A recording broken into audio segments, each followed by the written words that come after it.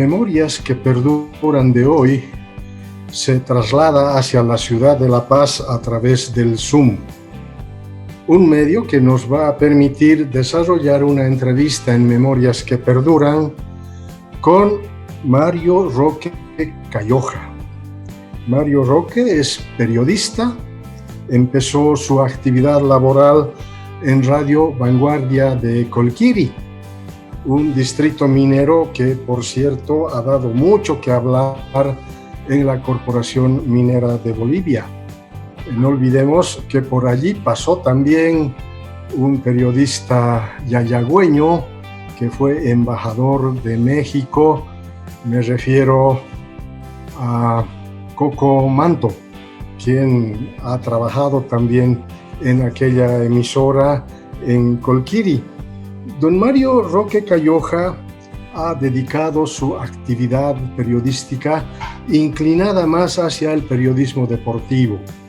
Su pasión el fútbol, el básquetbol, pero también el automovilismo y el motociclismo desarrollado en el distrito minero de Colquiri.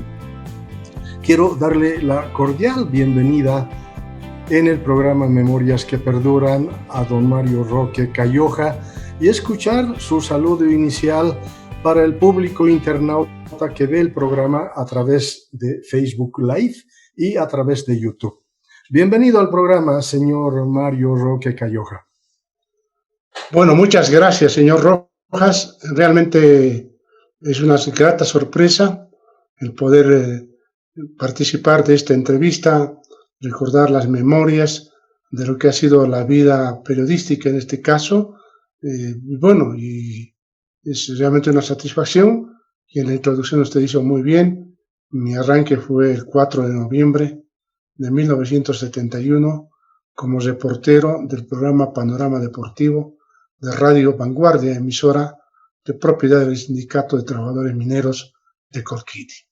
Señor Roque, ¿usted nació en Colquiri? Sí, yo nací en Colquiri el 7 de octubre de 1957, en el barrio de Guairapata, en la zona 3, cerca de lo que hoy es la iglesia de San Martín de Porres, próxima a la calle Ancha, y teníamos una buena visión de la parte alta de todo lo que era el distrito minero. ¿Qué recuerdos tiene de Colquiri para que el público más o menos sepa el contexto donde usted vivió su primera época?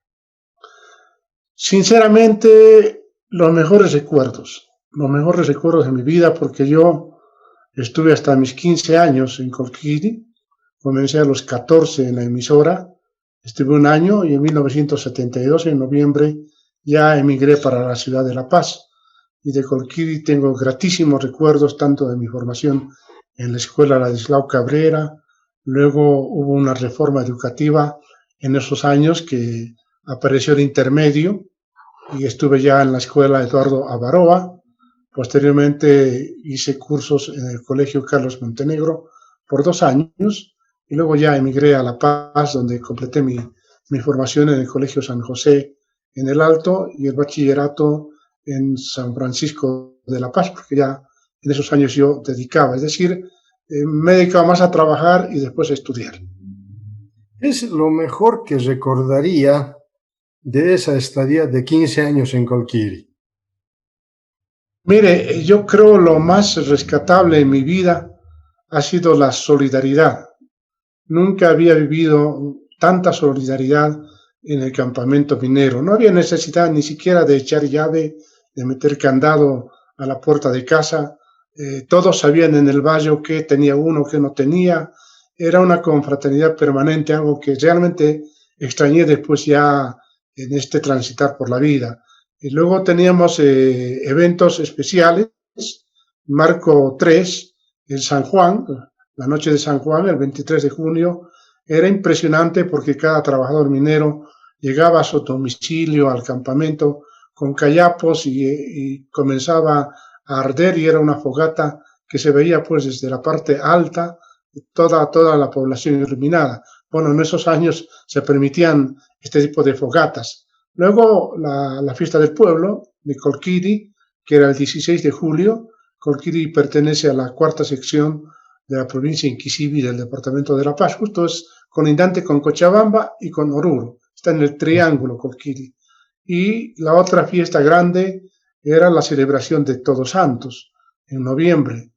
Solían traer chicha de Punata, de la parte de Cochabamba, una celebración muy sonada, porque eran pueblos que daban tributo a sus muertos, y muchos de ellos murieron en accidentes del interior de mina, ¿no? Entonces, es una etapa muy bonita de mi vida. ¿Y la escuela? ¿Cómo le fue en la escuela?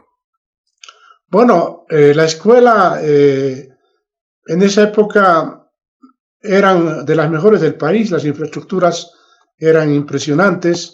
La escuela Ladislao Cabrera tenía un taller de carpintería, química, etcétera, y había algo importante en esas épocas de las escuelas mineras.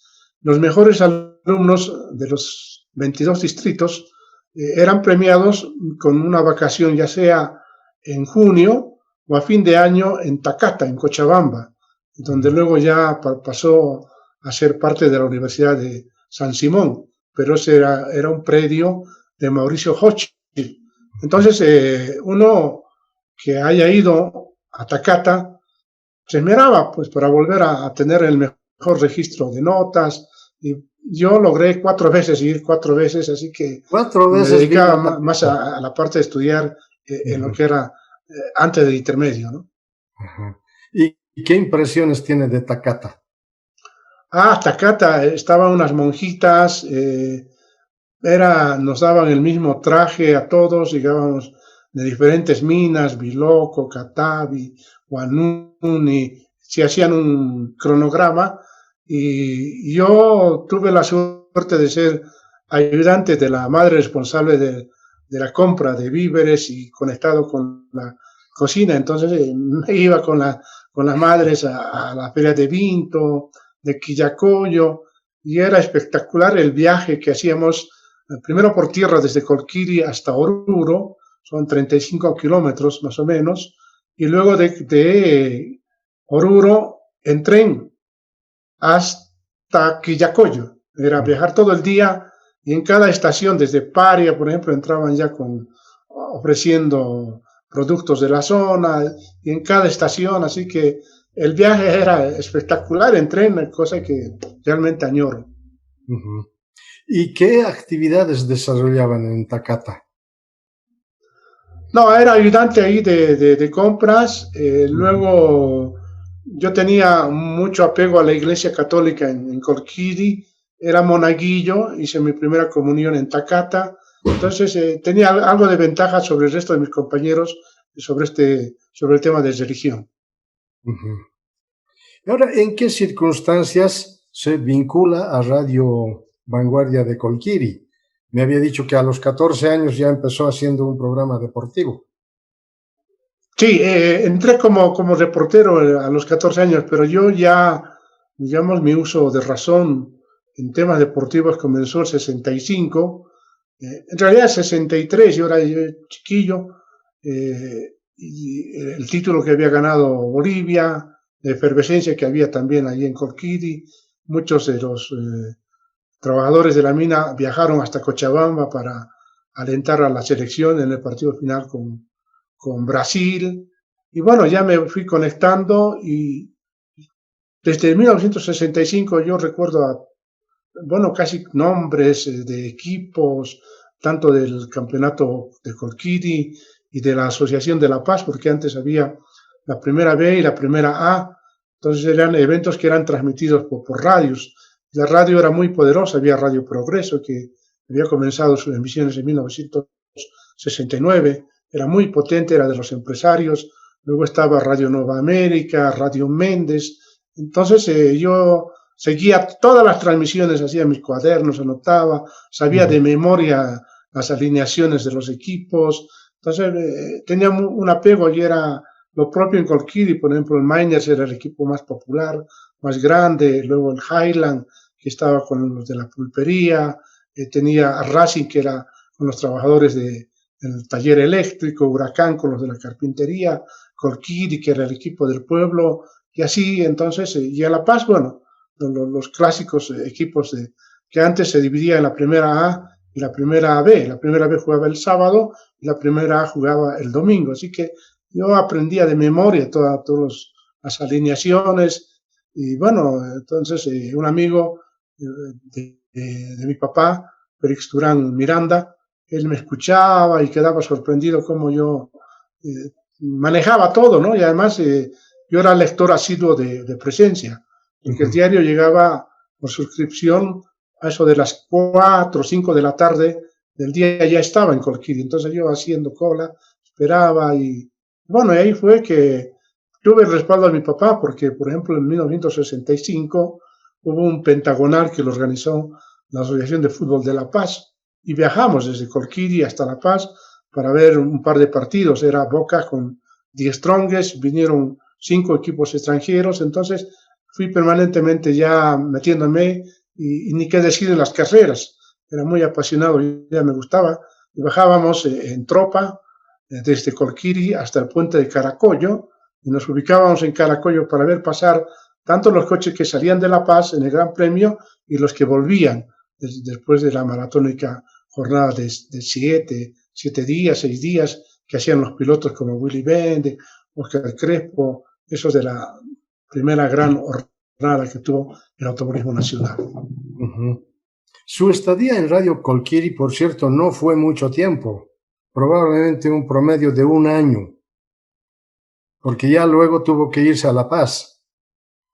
Sí, comencé en realidad el 4 de noviembre de 1971 y trabajé hasta noviembre del 72 y ya me vine a La Paz y bueno, me quedé en La Paz hasta el día de hoy. Así que, no, pero la parte central de aprendizaje, de encariñarme con esto del deporte, nació en Colquiri y además en colegio, en la escuela.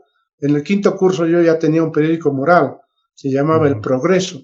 Tenía un amigo que se llamaba Freddy Escobar, él falleció en Cochabamba en un accidente de tránsito años después. Entonces él era muy diestro para el dibujo, como que llegó hasta Europa con sus dibujos y volvió a Cochabamba y tuvo un fatídico accidente. Entonces me gustaba bastante y leía mucho por el periódico. Escuchaba en esa época Radio El Mundo de Argentina, en la BBC de Londres, que eran a las 7 en punto los informativos, nunca varió eso. Entonces era un amante de la información y se remató todo con la presencia de Coco Manto como director de Radio Vanguardia. Él llegó con un equipo de primera, estamos hablando del 65 hasta el 67, algo así. Estaba Otero, que era un animador. Sí, el hermano de él también trabajó en Cochabamba, en las minas. Él era Gonzalo Otero, el menor, y el mayor se llamaba Mario Otero, creo que trabajó por Catavi, La Voz del Minero, algo así. Luego estaba Detti Espinosa. Era un equipo de primera línea el que estaba Fausto Caballero, que años después fue La Voz en Radio Panamericana, en Radio Altiplano. Era de buen nivel, excelente nivel, entonces eso hacía que uno le tenga un apego a la radio, al periodismo. Coco Manto, que después años pasaron para decirle que él era un poco el culpable que yo me haya apegado al periodismo. Jorge Torres Mansilla, Coco Manto, ¿no? Lo entrevisté también a Coco Manto en el programa Memorias que Perduran. Es una interesante vida la que tiene en el campo periodístico, en el campo comunicacional. Ahora, dígame, el cambio de Colquiri hacia La Paz, ¿qué significación ha tenido en su vida?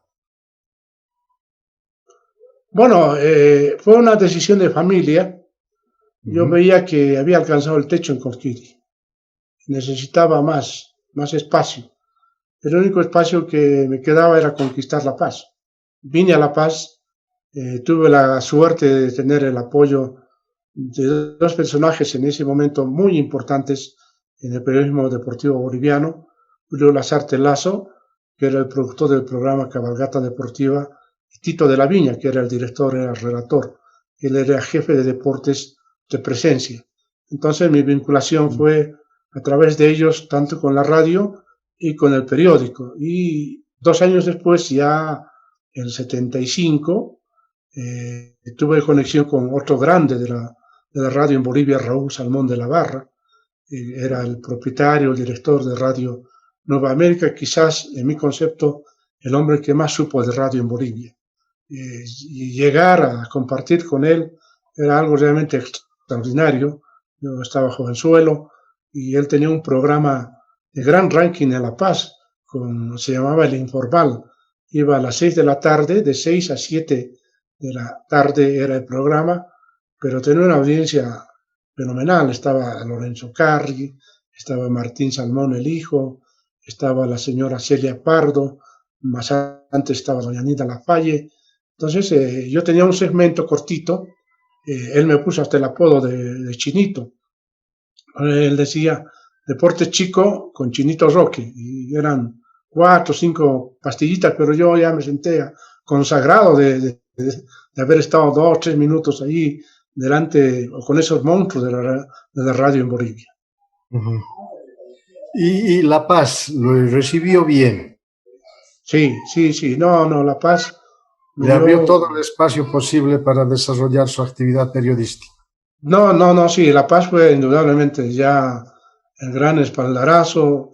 Yo llegué a un momento en que habían pocos periodistas deportivos, donde todavía era yo parecía un bicho raro, el único chango metido entre mayores, todos con corbata, era otra cosa, ¿no? Esos años, por ejemplo, participar de una reunión de los martes de la Asociación de Fútbol de La Paz era cosa increíble, todos bien ataviados, tipos de buena verba, dirigentes de gran nivel, José Laquis, estaba Pepe Andreu, a veces iba don Rafael Mendoza o don Mario Mercado, Mario Marañón por Olgo Reddy. No, realmente era la universidad del fútbol, ¿no? Yo ahí metido porque me mandaban y yo cada vez iba aprendiendo más, y creo que esa práctica al final me ayudó bastante. ¿Y usted es hincha del Tigre o hincha del Bolívar? No, soy más amigo de The Strongest. Porque he visto ahí en el fondo un león en su habitación. No, es un tigre. Bueno, si pudiéramos hablar de los logros suyos en el campo periodístico, ya en el ámbito de La Paz, ¿qué es lo que destacaría? Bueno, he tenido diferentes etapas, ¿no? En La Paz. Comencé primero en el periodismo deportivo. Yo, digamos, establecería desde el 73 hasta el 77. Es la primera etapa. El 77 creo que ha sido llegar a la cima, porque se realizaron los Juegos Deportivos Bolivarianos en La Paz, y el país entero aguardaba estos Juegos. Los deportistas se prepararon como nunca antes lo habían hecho, los dirigentes hicieron muy buena planificación, se contrató entrenadores, se construyeron campos deportivos, el país entero tenía una expectativa por los Juegos Bolivarianos, y ese momento creo que fue importante. Y los periodistas, en este caso, yo tuve que aprender de diferentes disciplinas, ¿no? Porque de pronto me tocaba cubrir esgrima, y yo, futbolero, tuerca, me parecía como un castigo mandarme a cubrir esgrima, pero bueno, tenía que hacerlo. Entonces tenías que aprender hasta de cómo se utiliza la pedana, etcétera, ¿no? O te mandaban al Coliseo de Villa Victoria para la cobertura de la lucha, y buscar a alguien que te asesore, o ir a la pedana de tiro en Mayasilla, o deportes y coches en Los Sargentos. Fue impresionante, es decir, quizás fue llegar a la cumbre, porque en natación, por ejemplo, se hicieron pruebas en Alto Obrajes, aunque no se logró completar el techado, hubo mucho negociado con los vídeos Zaiban, etcétera. Entonces había que tener las técnicas de los saltos ornamentales. Era todo un mundo. En ciclismo, por ejemplo, yo no voy a olvidar nunca el triunfo que obtuvo el cochabambino Edgar Cueto sobre Balbino Jaramillo contra la velocidad ahí en el velódromo de Alto Irpavi, que fue espectacular. Es decir, Cueto ganó, pero la carrera que tenía que ganar, él se había preparado en México, Chile, todos pusimos de nuestra parte para que ese evento sea uno de los más grandes que se haya hecho en el país. Digamos, esa es la primera etapa de mi vinculación con el deporte ya en la radio. Luego comenzarían las otras etapas que ya incursioné plenamente en el periodismo escrito deportivo. Ya en enero del 78, con 20 años, me hice cargo como jefe de deportes de Última Hora, que era un vespertino dirigido en ese entonces por don Mariano Baptista Gumucio, ¿no? Llegué a ese puesto por invitación de un amigo común, Fernando Bustillo Sanquinés. Bueno, trabajamos, ahí me quedé 8 años, otra etapa importante donde ya ingresé al periodismo escrito plenamente. El periodismo escrito también fue un espacio donde usted desarrolló su habilidad, digamos, para narrar el deporte. Sí, sí. Al final me encantó el periodismo escrito, porque había que prepararse mucho más. En la radio uno habla bonito, se controla bien y pasa. Pero ya en la prensa escrita, como dicen, ahí se pueden ver los errores de los periodistas. Si uno cometió una falla ortográfica, acentuación, puntuación, no hay cómo decir que no. El error estaba publicado. Fue una bonita época, era un periódico, un vespertino, de propiedad de Mario Mercado, que era presidente del Club Bolívar, vinculado a la minería en Emusa, un buen vespertino, tenía una revista los viernes semana, el Playboy de los pobres, porque don Mariano Baptista, no sé si usted logró ver esas ediciones, solía poner en la segunda, la tapa, la segunda, ediciones de mujeres, de modelos ahí, con paños menores, y los empleados públicos eran ávidos en comprar ese vespertino porque justo coincidía con una tradición bien paseña, ¿no? El viernes de soltero. Entonces, fue una bonita época, y además el año que llegué, el 78, marcó un poco el reencuentro de Bolivia con la democracia. Luego vinieron los golpes de Estado, el 79, ya me vinculé también al sindicalismo, el 80 otro golpe sangriento, y así sucesivamente hasta la famosa aplicación del 21060 en agosto del 85 con Víctor Paz, los años previos donde todos éramos millonarios porque cobrábamos cada semana un fajo de billetes. Entonces la situación tan complicada que sufrimos con la UDP. De hecho, usted ha tenido que pasar por varios golpes de Estado. ¿En alguna medida han afectado su trabajo? No, digamos, yo ya estando en Última Hora ya cambié un poco mi chip, ya no era tan deportivo, ¿no? Sí me quedaba del automovilismo, el fútbol, pero ya no con tanta pasión. Ya aprendí en el tema general y fui un poco mejorando, nutriendo un poco más. Ya había estado en la Universidad Católica, ya mi formación fue fortaleciéndose, pero la práctica siempre al final fue la que marcó el ritmo de mi vida profesional. Yo el próximo año, en noviembre, cumplo 50 años como un obrero de la comunicación, un artesano de la palabra, así que yo creo que la prensa escrita es algo que realmente me encanta. ¿Incursionó en el periodismo televisivo?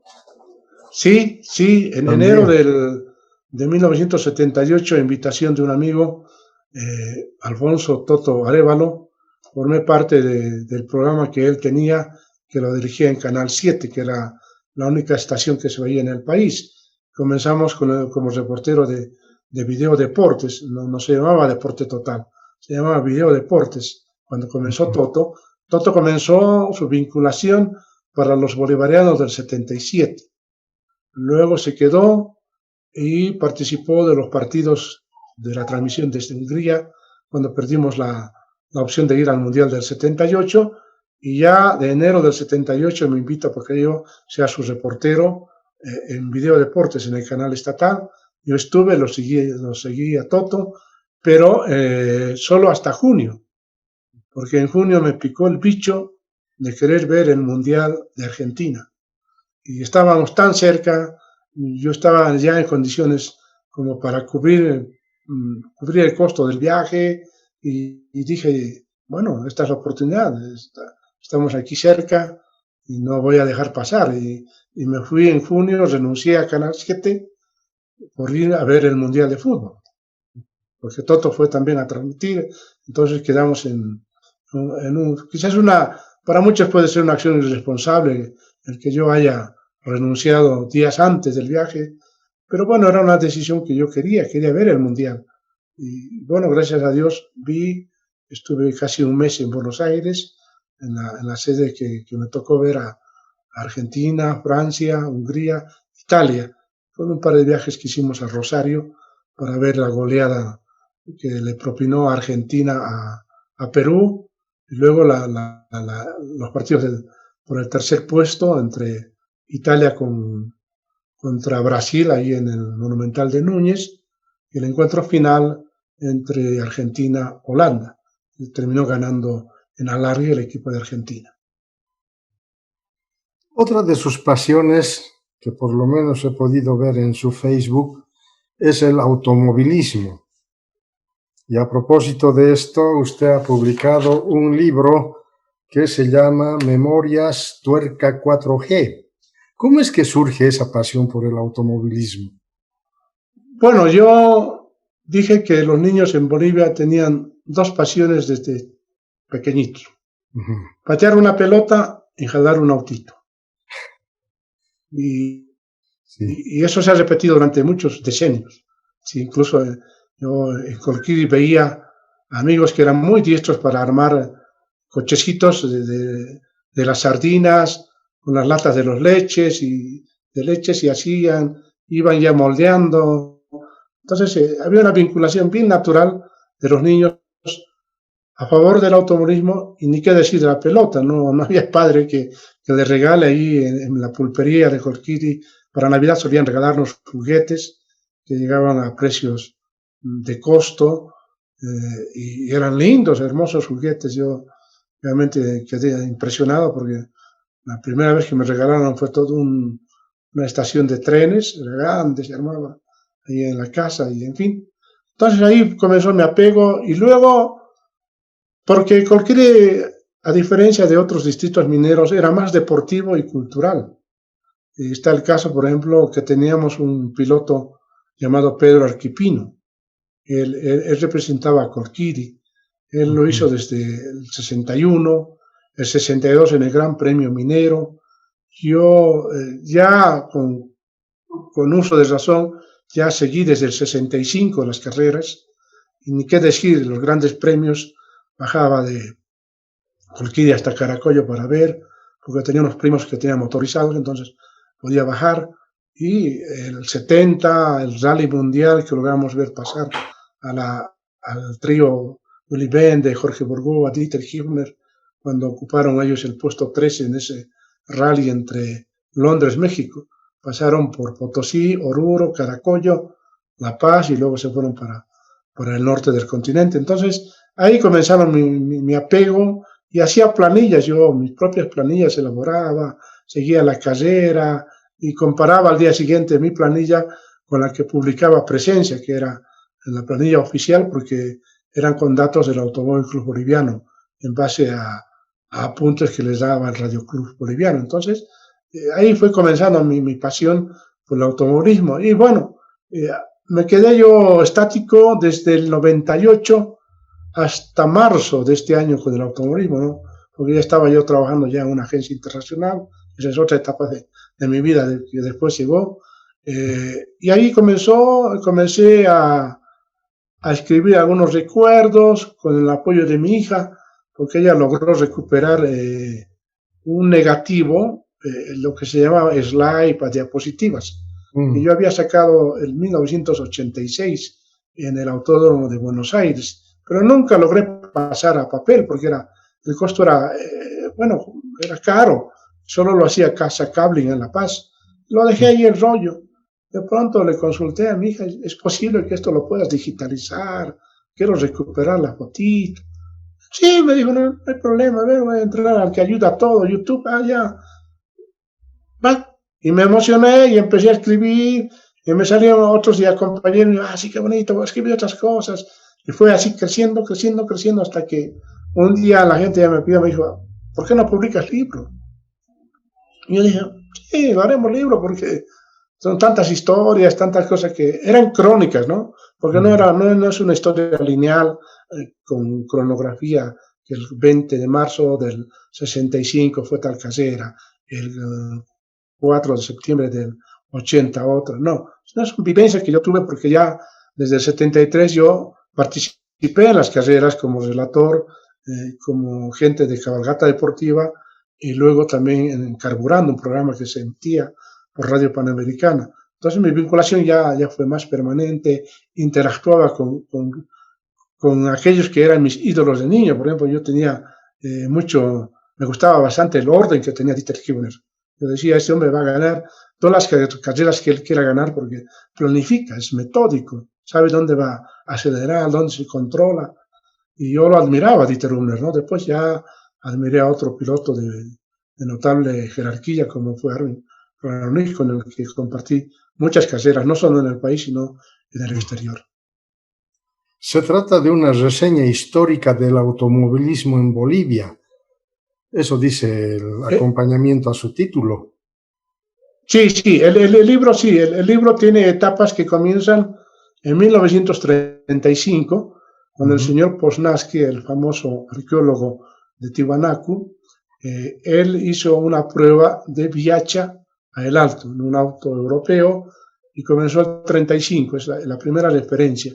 Luego ya en pruebas, en carreras, está la doble Oruro, que era entre La Paz, Oruro, La Paz, el 37, donde ya es la primera carrera. En 1938 se funda el Automóvil Club Boliviano.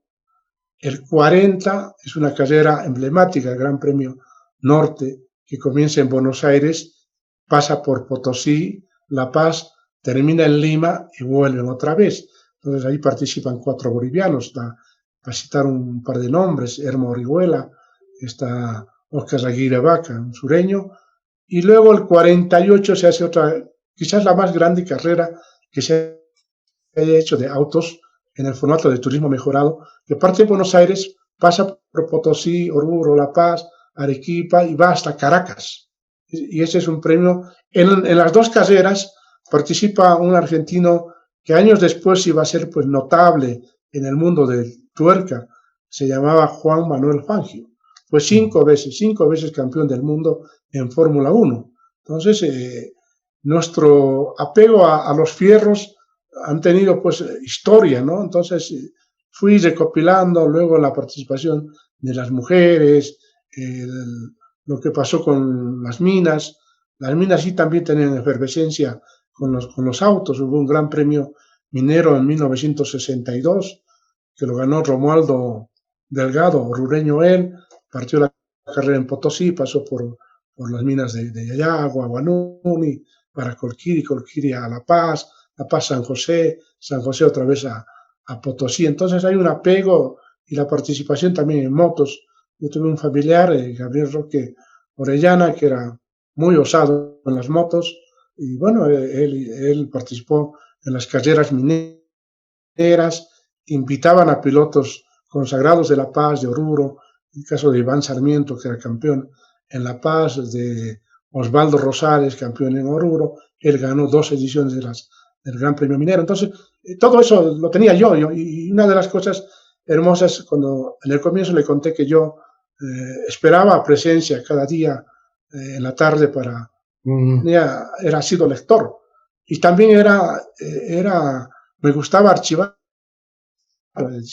cortar los más importantes, y como que tengo un archivo de 50 años de cosas del deporte, y luego ya aprendí también a otros temas generales. Entonces he pasado casi 8 meses este año en ordenar, en seleccionar, ya me falta la última etapa para completar todo este trabajo también de esa hemeroteca personal. Me decía que está cerca de cumplir 50 años de actividad periodística. ¿Qué significado tiene esto para don Mario Roque Cayoja?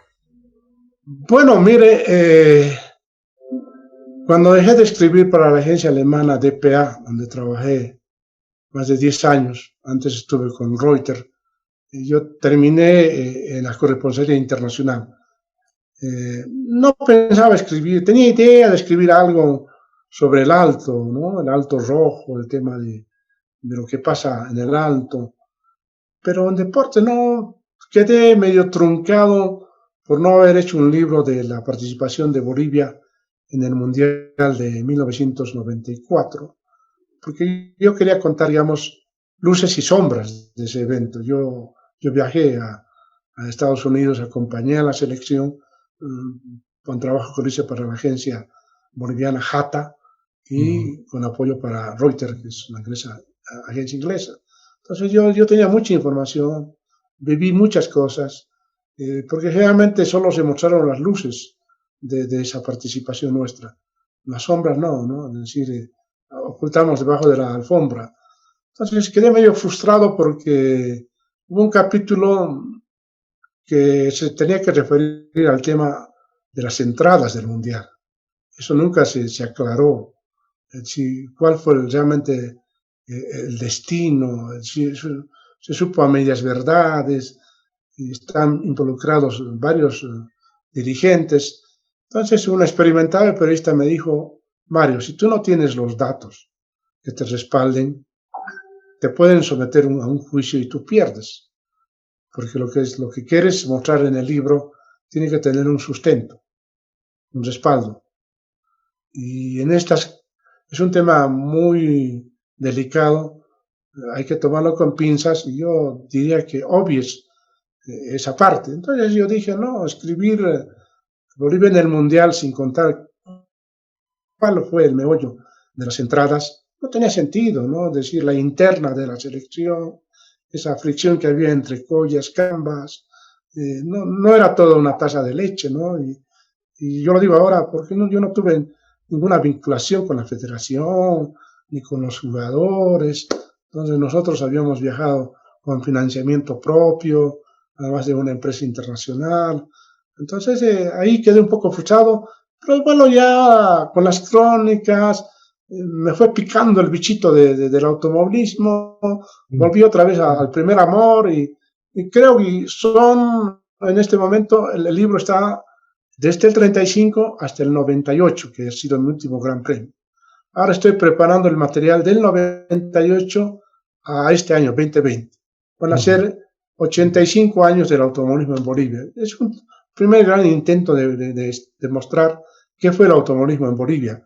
Estoy seguro que a posteriori van a haber otros colegas, historiadores deportivos, que seguramente van a usar este trabajo y lo van a mejorar, porque eso es lo que yo deseo en el fondo. Y con motivo de los 50 años, ¿se va a organizar alguna actividad personal, familiar? No, digamos una celebración, ¿no? Quizás sacar el 5G, memoria tuerca 5G, sea el mejor autorregalo que yo tenga, ¿no? Es complicado en el país, usted sabe más que nadie, todo el mundo te dice que está bien, te apoyo, pero llegado el momento, ese apoyo no se muestra, no es expresivo. Pero bueno, lo vamos a hacer, ese va a ser un autorregalo y ya tengo algún plan hasta el 2025. Y bueno, estamos en esto, queremos hacer algo por el automovilismo, es algo que queremos. Nos tocó escribir sobre la época dorada del automovilismo, de las grandes carreras, pero hoy también el automovilismo está marcando otro nivel. Hay un joven de 20 años, Marco Gulacia Wilkinson, que ha logrado ser subcampeón del mundo, cosa que nunca antes se había conseguido. Ha sido contratado por una escudería, Skoda, para la próxima temporada del 2021. Va a comenzar el Rally de Monte Carlo. Entonces hay otro muchacho, bueno, ya mayor, Happy Peredo, Eduardo Happy Peredo, que ha logrado varios títulos a nivel sudamericano. Juan Carlos Chavo Salvatierra, que ha tenido gran protagonismo en el Dakar en motociclismo, Walter Nosiglia, su hijo Daniel, o Marco Bulacia padre, en fin, hay una nueva hornada de gente que ha llegado a niveles muy, muy altos, ¿no? Los que alguna vez hemos soñado, quienes hemos estado tan militantemente con el automovilismo desde los años 70. Ahora quisiera conocer un poco su percepción sobre la pandemia del coronavirus y el deporte boliviano.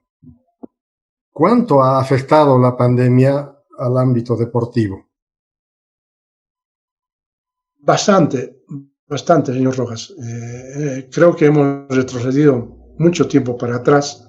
Solo un par de especialidades han logrado mantener actividad, caso del automovilismo. Santa Cruz, que es la vanguardia en este momento, es la asociación mejor organizada del país, tiene los mejores autos, los mejores pilotos, los mejores preparadores de autos, navegantes. Luego Cochabamba. Sí, a ese nivel están ellos, pero les afectó bastante. Son casi 10 meses que han estado parados. El fútbol, no hay que decir, ahora están jugando matiné, tarde y noche para poder solo justificar recibir 3 millones de dólares para participar el próximo año en la Copa Libertadores. Porque ese es, al final, el fondo, ¿no? Porque si no existiese un campeón este año, no tenía de Bolivia derecho a participar de Copa Libertadores del 2021, ni ninguno de los equipos a recibir dinero alguno. Pues los dirigentes, como siempre hacen las cosas entre bambalinas, optaron por sacrificar a sus jugadores, juegan domingo, miércoles, viernes, otra vez. Es una maratón impresionante, debe ser el único país del mundo donde están jugando 3, 4 partidos en una semana. Entonces, afecta. Y al resto de los deportes, ni qué decir. Es un retroceso tremendo, son esfuerzos aislados, los que, en caso de Karen Torres, una destacada nadadora cochabambina, que está buscando marca para la Olimpiada, no sé si el próximo año se hará en Tokio, porque este año fue suspendido. Entonces, ha golpeado bastante. Ahora, en las circunstancias en las que nos encontramos en el ámbito deportivo, ¿qué le depara de aquí para adelante? Principalmente al fútbol, que es la actividad más central para los aficionados del país.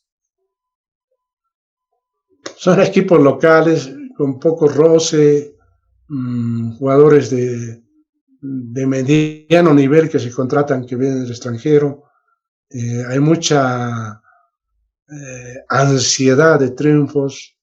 El hincha quiere victoria a cualquier precio, pero ha olvidado las divisiones inferiores. Hoy no hay una escuela Enrique Hub, como yo conocí en los años 70, Enrique Hub en Cochabamba, ahí cerca del estadio de Calacara tenía sus instalaciones. Fue formador de jugadores, Eduardo Terrazas, Ramallo, Sandy, varios valores cochabambinos que han tenido pues brillo, lustre. El caso de Santa Cruz, con don Aguilera, Rolando, la Tahuiche Aguilera, que no tiene el brillo de antes, ¿no? De los años 80. Entonces, si no se trabaja en divisiones inferiores, es difícil que se obtengan triunfos. Ya nuestras estrellas se han acabado, literalmente. El último ídolo es Martins, que juega en el Cruzeiro de Brasil. Fue un jugador que estuvo en Europa, un buen nivel, es el máximo artillero de la selección nacional. Entonces, yo no le auguro, y los dirigentes, no hay uno de jerarquía, no. Yo le comenté al comienzo, era impresionante esa reunión de los martes en la Asociación de Fútbol de La Paz, en la calle Juan Riva, Mario Mercado, Rafael Mendoza, Andreu, realmente unos caballeros que sabían. Ocampo, los hermanos Ocampo, don Lauro y Agustín Ocampo, o el señor Pareja en Cochabamba. Luego apareció el presidente del club Wisterman, Alfredo Salazar, el señor Alem, que era de Aurora. Sí, ya no hay esos dirigentes de talla. Eso también influye para que se cometan errores en toda la línea, ¿no? Es decir, dirigentes, entrenadores, los jugadores, la preparación en las divisiones inferiores, prácticamente los chicos están olvidados.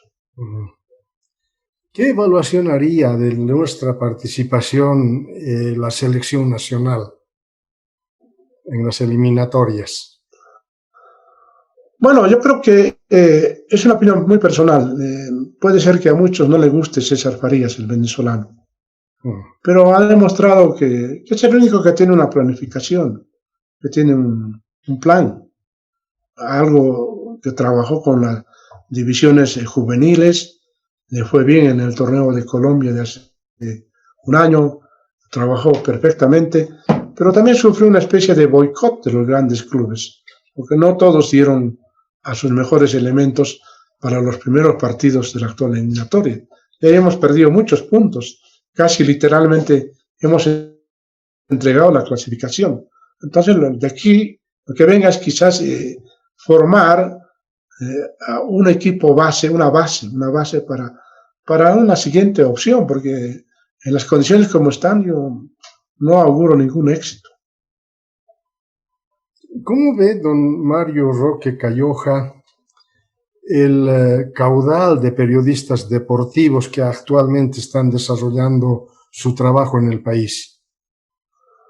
Bueno, hay un aspecto que habría que tener en cuenta, ¿no? Que en los últimos años la tecnología está jugando a favor de los comunicadores. Hoy una conversación con ustedes es posible, cosa que hace un par de años no lo hubiéramos ni soñado.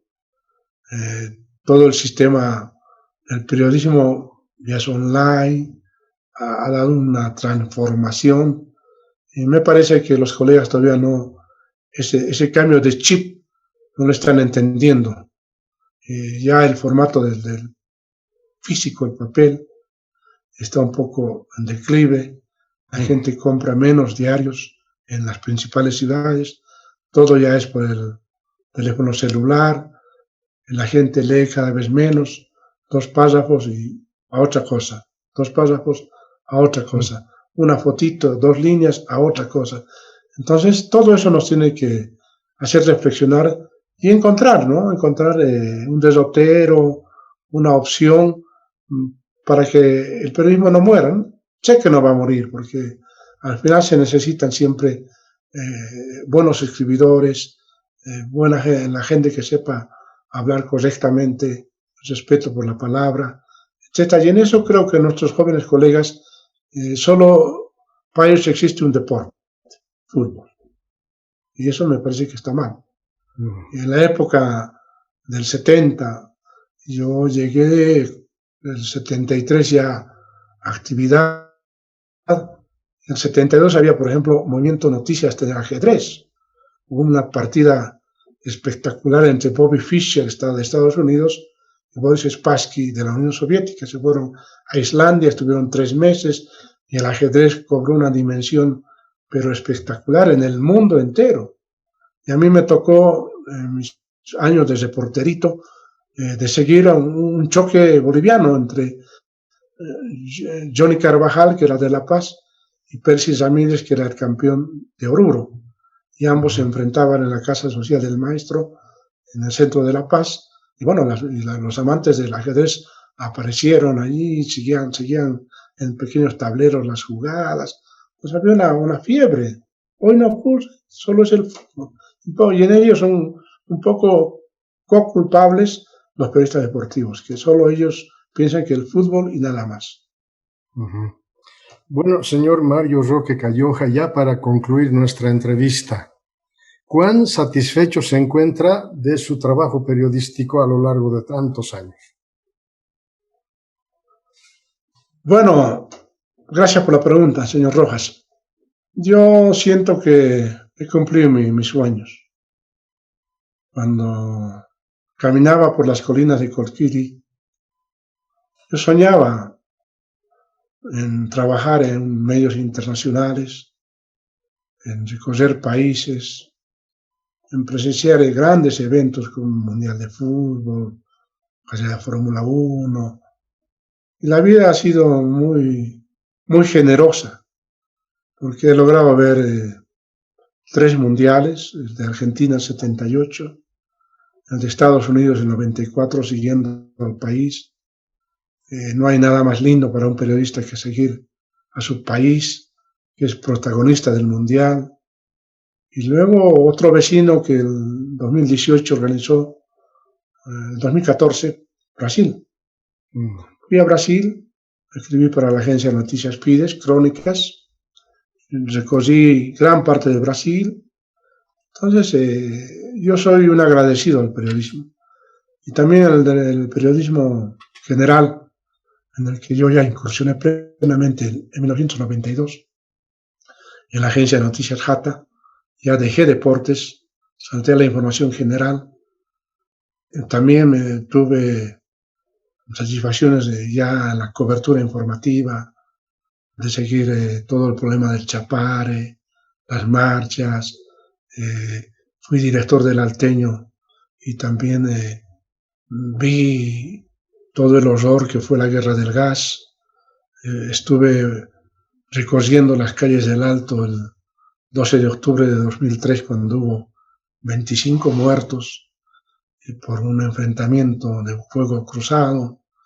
Entonces, en las agencias, tanto en Reuters, en DPA, que es Alemania, pude viajar a otros países, a otros eventos, cumbres presidenciales. Entonces, yo estoy agradecido, señor Rojas, a esto, porque es un oficio, como decía Gabriel García Márquez, ¿no?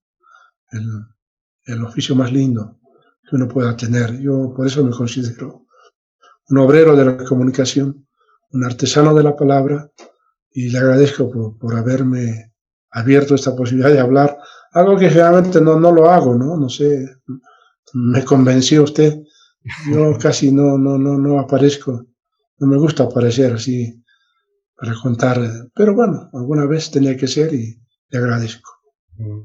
Bueno, el agradecido soy yo, señor Mario Roque Calloja, por habernos compartido su semblanza de vida en Memorias que Perduran. Le pido su despedida del público internauta que ve el programa Memorias que Perduran.